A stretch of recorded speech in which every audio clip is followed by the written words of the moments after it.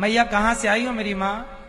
धार जिला दामोदर में शादी हुई थी, इसके बाद में रहती तो मैं 8 महीने के लिए बेटा लिया है इंदौर, तो इंदौर में रह रही थी। इंदौर मध्य प्रदेश? हाँ, बेटे के घर बड़े वाले के यहाँ। तो आप बेटे के घर में थी? हाँ। तो अब क्यों नहीं है बेटे के घर में?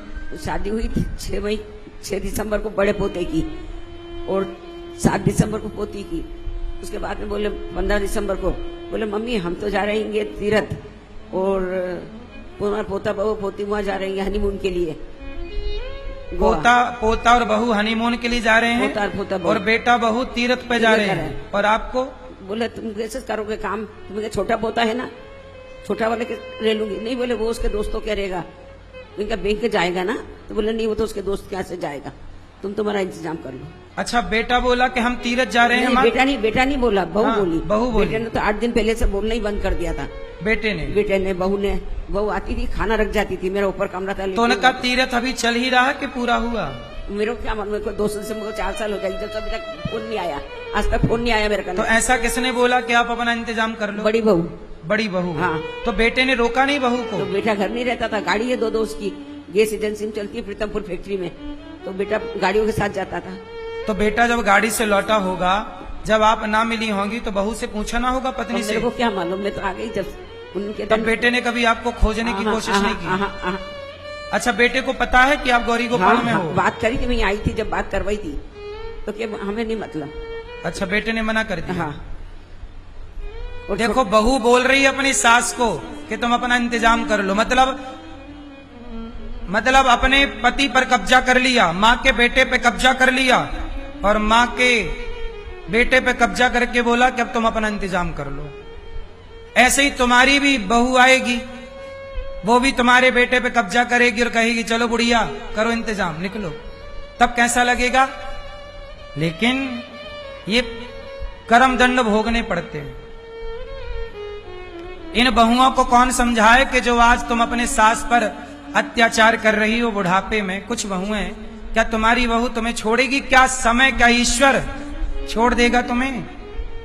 कर्म दंड तो भगवान राम के पिता को भोगना पड़ा। कर्म दंड जब भगवान के पिता को भोगना पड़ा दशरथ जी को, तो क्या हमें और तुम्हें नहीं भोगना पड़ेगा? कितने साल हो गए मैया आपको यहाँ? मेरे को 2 दिसंबर को 4 साल हो जाएगी। 4 साल? हाँ। और पहले बेटा बहुत अच्छा था, बड़े बेटे ने, छोटे बीच वाले बेटे ने मेरे को तीरथ भेजी 4 धाम। जिसके बाद में उसकी शादी में सास आई ना, उसने क्या करा क्या नहीं करा भगवान जाने, बस जब से उसने उल्टा रहने लग गया। पहले अच्छा था बेटा भी अच्छा था, बहू भी अच्छी थी, पोता भी अच्छा था। क्या तो पोता भी आपको फोन नहीं लगाता कि दादी आओ? नहीं, आज तक फोन नहीं करा, जबकि ऊपर के दूध से मैंने। कितना बड़ा पोता है? कितनी उम्र है पोते की? 2 अप्रैल को 2 अप्रैल को हुआ था, 92 में, 2 अप्रैल 92 को हुआ था।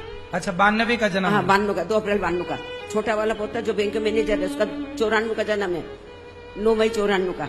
दोनों पोते ने आज तक बात नहीं करी। लगभग इनका पोता मेरे बराबर है, थोड़ा मेरे से छोटा उम्र में लगभग। ऊपर का दूध से फला 2 ही पोते को, बहू ने कभी उनको दूध भी नहीं पिलाया। मेरा तो आपका छोटा बेटा उसने नहीं बोला कि माँ मेरे पास आओ? वो तो ससुराल चला गया, उसका आज तक पता ही नहीं है कहाँ है कहाँ नहीं है। जिसको डॉक्टर बनाया उसका पता ही नहीं है कहाँ है कहाँ नहीं। तो आपका छोटा बेटा डॉक्टर है? हाँ, छोटा बेटा आंखों का डॉक्टर है। देखिए, इनका छोटा बेटा आंखों का डॉक्टर है, पर संयोग देखिए कि इन माँ को आंखों की दिक्कत थी, तो इनका ऑपरेशन ये दास अनिरुद्ध ने कराया। इनकी आंखों का इलाज यहाँ हुआ, पर आंखों का डॉक्टर होने पर भी इसने अपनी माँ का इलाज नहीं किया। माँ का इलाज यहीं हुआ, ये दास अनिरुद्ध ने कराया। अब ठीक है आपकी आंखें?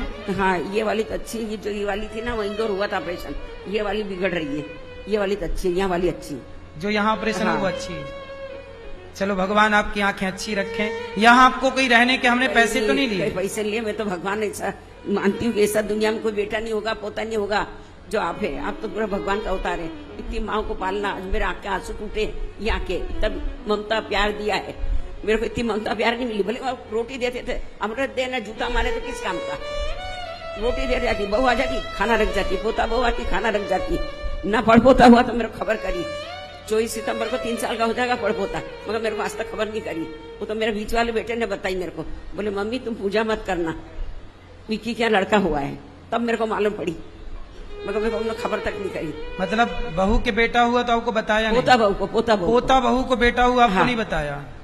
नहीं बताया। पोता बहू के भी बेटा हो गया, इनको सूचना तक नहीं दी। देखो ये इंसानियत मर चुकी है।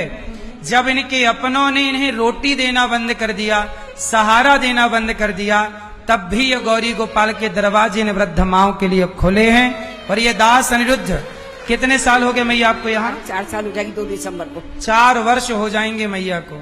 4 साल से सेवा हो रही है इन माओं की, आप सबके सहयोग से। इनके अपने बेटों ने तो रोटी नहीं दी, पर कम से कम आप तो देना कि आज का भोजन माताओं को हम कराएंगे, आज का रात्रि का दूध हम बंटवाएंगे, आज की सेवा हम करेंगे। आप थोड़ा ही सही पर माताओं को सहारा जरूर दीजिएगा। आप ही साथ नहीं देंगे न माओं का, तो इनके अपने बेटों ने तो दिया नहीं, आप भी नहीं दोगे, तो कैसे माओं को भोजन मिलेगा, कैसे माओं की सेवा होगी? ये माँ क्या हमारी सबकी माँ नहीं है? क्या इनकी सेवा की जिम्मेदारी हम सबकी नहीं है? बोलो मेरी माँ, आप बेटा बनो, आप बेटी बनो, और इंसानियत के नाते किसी का, जब आप किसी की आंखों के आंसू पहुंचते हैं तो भगवान आपकी आंखों में आंसू नहीं आने देते। आप किसी के बारे में सोचिए, आपके बारे में ईश्वर सोचेंगे।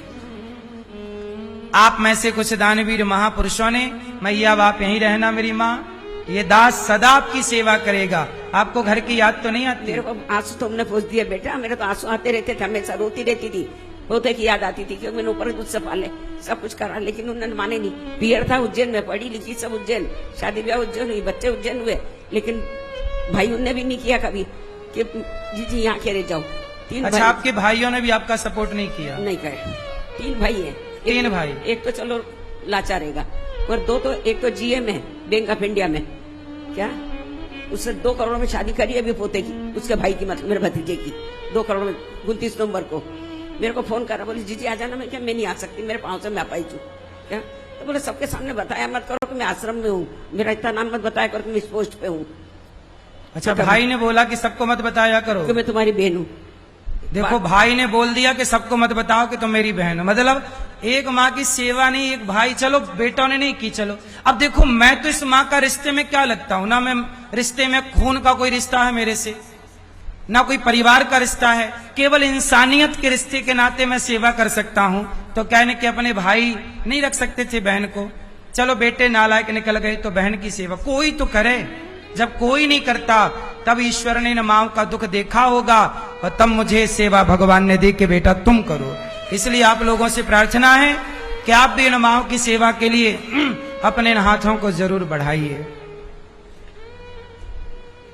तरक्की दे जी, मेरी उम्र भी लग जाए, मैं तो भगवान करती हूँ, मेरे को ऐसा बेटा नहीं मिला, ऐसा पोता नहीं मिला जैसे तुम मिले। भगवान है, मैं तो भगवान मानती हूँ। आप सबका आशीर्वाद मैयाओं का बना रहे, और आप सब भी इन माओं के बारे में, मैं आपसे दौलत नहीं चाहता, रोटी किन माओं को रोटी जरूर दीजिएगा। आप सब भी खाने से पहले इन माओं के बारे में सोचिएगा।